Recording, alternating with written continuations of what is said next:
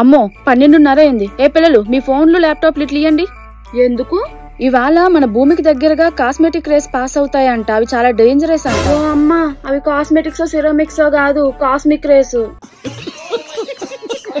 ఇదిగో Google, NASA, BBC ఇంకా CNN ప్రజలకు వార్నింగ్ ఇచ్చింది అని చెప్తూ ఈ మెసేజ్ సోషల్ మీడియాలో వైరల్ అవుతుంది. ఇదొక ఫేక్ న్యూస్ మమ్మీ. నిజానికి గూగుల్ కానీ నాసా కానీ క్లెయిమ్ లో చెప్తున్నట్లు ప్రజలని ఫోన్ స్విచ్ ఆఫ్ చేసుకోమని ఎప్పుడు వార్నింగ్ ఇవ్వలేదు.